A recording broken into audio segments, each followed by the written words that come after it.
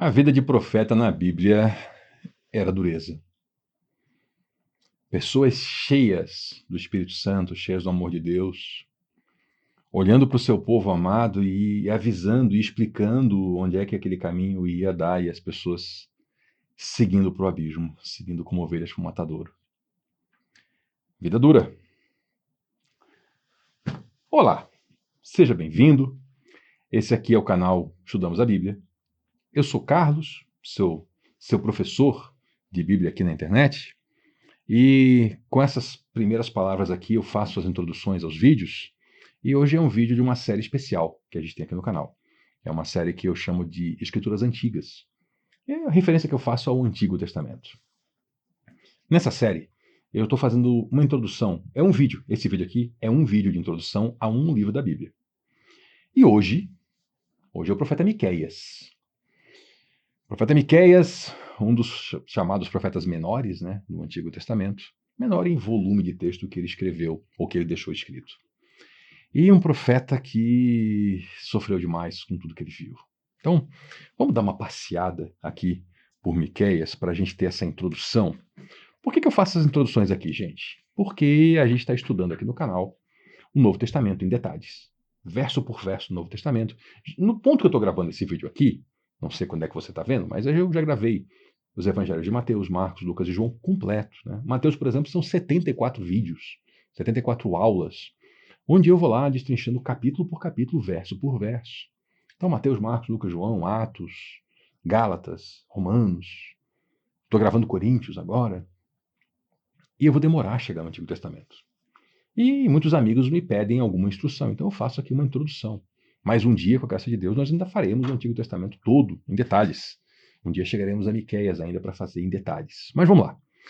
Miqueias de Moresset, uma pequena cidade ali na planície costeira, uns 40 quilômetros de Jerusalém para o mar, né? Uma região fértil, ainda assim com muita pobreza, exploração. E Miqueias, ele não faz aquele tradicional, Miqueias, filho de fulano, ele fala de onde é que ele veio. Ele não fala muito dele, não. Um daqueles profetas que a gente não tem muito conhecimento sobre aspectos da vida pessoal dele, é só a profecia que ele entrega. E ele profetizou aqui num período bastante longo, né? Ele viveu e profetizou aqui ali do 750, mais ou menos, antes de Cristo, avançando ali até o 686 antes de Cristo. É bem datado isso aqui, porque como ele fala especificamente de eventos que aconteceram, esses eventos fazem parte da história da humanidade, aí ficou fácil datar algumas coisas na Bíblia, né? E ele foi ali do sul profetizando para Samaria e Jerusalém. O que são essas duas cidades? São as duas capitais do povo de Israel. Nessa época aqui, já tinha acontecido a Guerra Civil, o país tinha dividido-se ao meio, não exatamente ao meio, mas em dois, né? O país do norte ficou usando o nome de Israel, capital Samaria. O país do sul ficou conhecido como Judá, capital Jerusalém. Apesar que em Judá não estava só a tribo de Judá, estava Judá, Simeão, Benjamim, muita gente de Levi e alguns também, aí outras tribos também estavam por lá em Judá. E ele foi profetizando para essas duas nações, ou para essa nação em dois países, né? E ele previu, Miqueias, ele foi o homem que previu a queda de Samaria. O que foi a queda de Samaria? Foi quando um reino chamado Assíria invadiu e destruiu aquela terra e tomou todo mundo e levou para o exílio. Ele foi o homem que viu isso. Ele viu profeticamente e avisou: se vocês não mudarem a conduta de vocês, vai acontecer isso. E o povo não deu a mínima. Qual era a conduta? Eles adoravam deuses falsos. E não pense você que esses cultos aqui dessa época era simplesmente uma questão, porque a pessoa tem outra religião. Se fosse isso. Gente, esses cultos aqui, isso é uma coisa que a Bíblia revela. O apóstolo Paulo fala sobre isso lá em Corinto, né, quando ele está falando para o pessoal que o ídolo não é nada. Só que o rito feito ao ídolo é feito em honra a um demônio. O ídolo, o boneco, não é nada. O problema é o rito que se faz. E esses ritos aqui envolvia sacrifício de criança. Eu sempre falo isso porque isso sempre acontecia, tá? Envolvia prostituição ritualística, envolvia atos de violência, A sociedade estava totalmente degradada. A família era família constituída, que o homem andava com prostituta cultual e a mulher também se prostituía, a esposa. Isso não é mais família. Isso já é o caos. Era o pessoal se reunindo na cidade para fazer um sacrifício em honra ao deus Molor, e o sacrifício envolvia queimar uma criança viva. Pegava o bebê de alguém e queimava, e a mãe e o pai estavam lá aplaudindo aquela cena. Barbárie. E é isso que Miqueias está denunciando, dizendo: para com isso, porque não vai sobrar nada. E o pessoal continua. Bom, Miqueias fala muita coisa importante, eu vou só pincelar algumas coisas que ele fala. Você já viu lá nos evangelhos que a gente estudou, ou você já leu, que tinha uma profecia que Jesus nasceria em Belém, lá na Judéia? Pois foi Miqueias que falou isso, capítulo 5, verso 2. É ele que fala de Belém e Efrata, aquela cidade pequenininha, lá vai nascer o Messias. E vou daqui, antes de a gente seguir um pouquinho mais, um panorama aqui histórico, né? Existe uma conexão muito clara: Moisés, Miqueias, Jesus. Eu sei que tem séculos de diferença entre eles. Moisés estabeleceu a base das escrituras. E ele é que foi o homem que relatou a aliança entre Deus e o ser humano. E ele deixou muito claro: olha, Deus está cuidando de vocês, Deus formou esse povo, está dando tudo para vocês. E ele quer que vocês andem no bom caminho. Se vocês escolherem um mau caminho, haverão consequências. Consequências muito ruins. Miqueias vem e fala assim: gente, Moisés avisou. Está vindo o que Moisés avisou. Aquilo que Moisés falou que ia acontecer está a caminho. Porque a Síria já estava se movimentando em direção a Samaria. Já tinham guerras acontecendo além das fronteiras. Eles não sabiam. Mas Miqueias estava avisando. Já começou o movimento militar, que será o juízo de Deus anunciado por Moisés. E a conexão com Jesus? Porque o mesmo Miqueias fala que, havendo arrependimento, há salvação. E Jesus é o nosso Senhor e Salvador. É aquele que recebe o nosso arrependimento e nos salva. Então Miqueias tem ciclos de profecia: juízo e salvação. Juízo e salvação. Que é a palavra de Deus para nós. A palavra de Deus não é só salvação e não é só juízo. Tem gente que acha que é só salvação. Ah, não, beleza. Já faço parte da igreja, estou salvo. Não. Você está salvo se você tem uma relação pessoal com Jesus Cristo como seu Senhor e Salvador. Se você crê em Jesus, no que ele fez por você na cruz. Se você se arrepende dos seus pecados, confessa esses pecados, aí você está salvo. Não é para fazer parte de uma igreja. Então não é só salvação. Mas também não é só juízo. Tem gente que acha que Deus é só juízo. É só destruição, é só castigo. Tem pregadores, inclusive, que só pregam juízo, né? Não. E aí Miqueias vai trazendo os ciclos de juízo e salvação. Juízo e salvação. Para ele dar aqui o panorama mais em termos de história mundial, tá? No ano 733 a.C., a Assíria, esse reino poderosíssimo, que era um dos grandes reinos da antiguidade, era governada nessa época aqui por Assurbanipal, o Grande. Ela veio, invadiu, tomou a região de Gileade, que é a região ali além do Jordão, na perspectiva de quem está em Israel, a região que tinha judeus, que tinha hebreus além do Jordão. Depois ele vai lá e toma Galileia, que é todo o norte de Israel. Se você pegar hoje um mapa de Israel, aquela região lá no norte ainda se chama Galileia. No ano 722, a Assíria continua e faz uma outra incursão na terra de Israel, só que agora eles vão até dentro de Samaria, dentro da cidade. Eles invadem as muralhas, tomam a cidade, pegam todo o povo, eles dão uma limpa e deportam essa gente para uma outra terra. Israel, aquela gente que foi embora, nunca mais voltou para a terra de Israel. Tem promessa para a reunião de Israel no fim dos tempos, mas aquele povo se perdeu na história. Comentei aqui no outro vídeo, né, tem suspeitas que o pessoal que foi encontrado na Etiópia, os judeus negros da Etiópia, sejam da tribo de Dan. E foi eles que foram levados para Israel na Operação Salomão. Você pode pesquisar na internet, operação muito interessante. Também tem uma suspeita que aquele grupo de judeus que foi encontrado na Índia sejam remanescentes da tribo de Manassés. Mas não tem ainda uma confirmação. Bom, e em 701 a.C., o que é que acontece? A Assíria invade Judá. Sim, Judá também. Porque Judá também desandou com o pecado. Judá também não foi nem flertando, Judá se afundou no pecado. E aí a Síria chega lá dentro e invade também a terra de Judá. Aqui eu quero ler uns pedacinhos do livro com você para lhe dar aqui um pouquinho de conteúdo de palavra de Deus, né? Eu dei perspectiva, eu dei panorama, falei de história, mas tem alguns trechos que eu queria ler com você. Bom, vamos lá então. Capítulo 1, eu vou ler os versos de 1 a 3, né? A palavra do Senhor que veio a Miqueias de Moresete durante os reinados de Jotão, Acás e Ezequias, reis de Judá. Visão que teve acerca de Samaria e de Jerusalém. Lembra que eu comentei com você isso? Ouçam todos os povos, prestem atenção à terra e todos os que nela habitam, que o Senhor, soberano do seu santo templo, testemunhe contra vocês. Isso aqui é ruim demais, gente. Ele é o profeta chamado, ele fala que foi durante esse período, e aí ele começa a falar sobre Samaria e Jerusalém. Ouçam todo mundo. Deus agora vai falar contra vocês. É a palavra de juízo. Vejam, o Senhor já está saindo da sua habitação.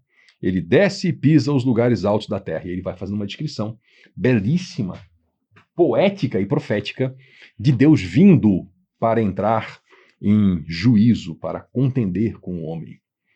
E aí já era, né? Quem é que pode contra Deus? E ele fala isso tudo, sabe para quê? Não é para assustar as pessoas, é para que elas se arrependam. Quando você lê uma palavra de Deus que você acha que é dura, essa palavra não é para lhe assustar. É para você se arrepender. Para que você não seja sujeito a esse juízo, mas seja então dos que têm a salvação. Vamos dar uma avançada aqui.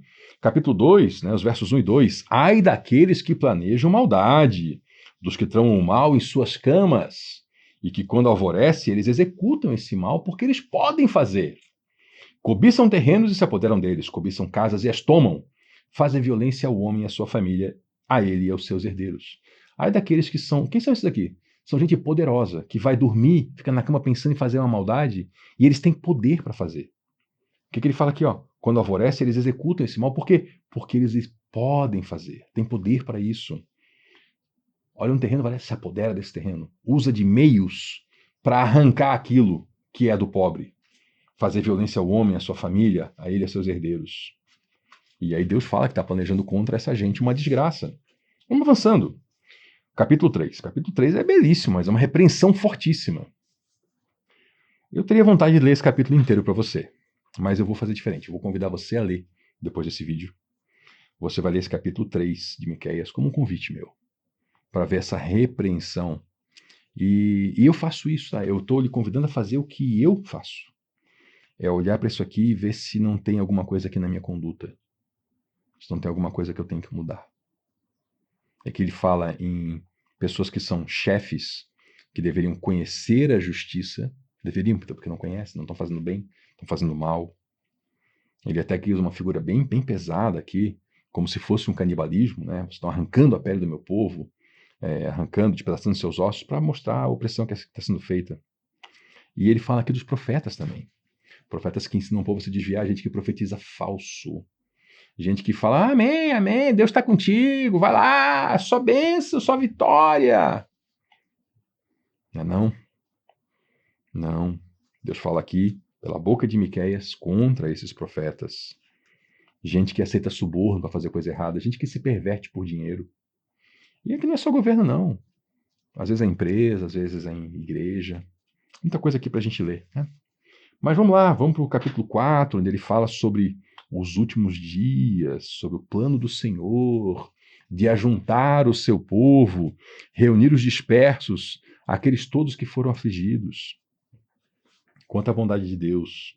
No capítulo 5 eu vou ler para você um pedacinho, dos versos 2 a 5. Mas tu, Belém Efrata, embora pequena entre os clãs de Judá, de ti virá para mim aquele que será o governante sobre Israel. Suas origens estão no passado distante, em tempos antigos. Por isso, os israelitas serão abandonados até que aquela que está em trabalho de parto dê à luz. Então o restante dos irmãos do governante voltará para reunir-se aos israelitas. Ele se estabelecerá e os pastoreará na força do Senhor, na majestade do nome do Senhor, o seu Deus. E eles viverão em segurança, pois a grandeza dele alcançará os confins da terra. Ele será a sua paz. Nessa pequena profecia, ele falou da cidade que Jesus nasceria, do nascimento de Jesus e da volta de Jesus. Aqui tem bastante conteúdo. Um dia, pela graça de Deus, ainda veremos isso aqui em detalhes, mas aqui eu só quero aguçar sua curiosidade. E o capítulo 6, aqui tem um dos versos que mais marcou a minha vida e eu descobri que marcou a vida de muita gente. Eu descobri que esse verso foi escolhido, inclusive, quando estavam reformando a biblioteca do Congresso dos Estados Unidos, acho que foi no século XIX, queria escolher uma frase para colocá-la na parede. Escolher esse verso. É muito interessante. Vou contar para vocês. Ouçam o que diz o Senhor, fique em pé, defenda a sua causa. E aqui o Miqueias vai fazer aqui aquele trocar de falas entre Deus e seu povo. Vai fazendo isso. E até chega no capítulo 7, ele faz um verso 7 do capítulo 6, ele vai nessa progressão, né? Ele fala até sobre os sacrifícios ritualísticos, a oferta, né? Pergunta se Deus se comove por causa da oferta, do sacrifício, se é o rito religioso que comove Deus. E aí vem o verso. Miqueias 6, verso 8. Ele mostrou a você, ó homem, o que é bom e o que o Senhor exige. Pratique a justiça. Ame a fidelidade e ande humildemente com o seu Deus. Isso aqui é tão bonito que eu vou ler de novo. Miqueias 6,8. Ele mostrou a você, ó homem, o que é bom e o que o Senhor exige. Pratique a justiça, ame a fidelidade e ande humildemente com o seu Deus. Glória a Deus que nos dá acesso a essa palavra. É isso que Deus quer da gente. Gente, os ritos. Vou falar hoje na liturgia, tá? Eu sou apaixonado por liturgia. Eu gosto, me faz muito bem. A liturgia, para mim, ela é adoração, ela é pregação. Mas não é liturgia sozinha. É isso aqui, ó. Deus já mostrou o que é bom. O que ele exige é praticar a justiça, amar a fidelidade e andar humildemente com o Senhor Deus. Aí a liturgia faz sentido. Aí ela faz sentido. E no capítulo 7, né? Aqui os versos que eu estou olhando aqui na minha anotação, os versos 18 a 20. Lembra que eu falei que não é só salvação, não é só juízo, tem juízo e salvação? Pois então, quem é comparável a ti, ó Deus, que perdoas o pecado e esqueces a transgressão do remanescente da sua herança? Tu, que não permaneces irado para sempre, mas tens prazer em mostrar amor. De novo terás compaixão de nós, pisarás nossas maldades e atirarás todos os nossos pecados nas profundezas do mar. Mostrarás fidelidade a Jacó e bondade a Abraão, conforme prometeste sob juramento aos nossos antepassados na antiguidade. Assim ele encerra. É assim que ele fecha o seu livro, com essa nota de quem é comparável a Deus. E ele fala de quais características de Deus que ninguém é comparável. Perdão, misericórdia. Então veja que o Senhor nosso Deus, descrito aqui por Miqueias, e que tem gente que não lê a Bíblia ou que lê só pedacinhos, né? E que acha que o Deus do Antigo Testamento é um Deus irado, um Deus malvadão. O que Miqueias está dizendo? Que é característica de Deus incomparável. Perdão, misericórdia. Como é importante nós conhecermos a Bíblia Sagrada. Obrigado pela sua companhia em mais esse vídeo. Aqui estamos avançando um pouquinho mais nessa série de Escrituras Antigas. Conheça a Bíblia Sagrada. É um tesouro não escondido. É um tesouro revelado. Muito obrigado pela sua companhia. Até a próxima segunda-feira tem estudo do Novo Testamento. Volte para a gente continuar o nosso estudo juntos, mas aí, em detalhes, versículo por versículo. Até lá.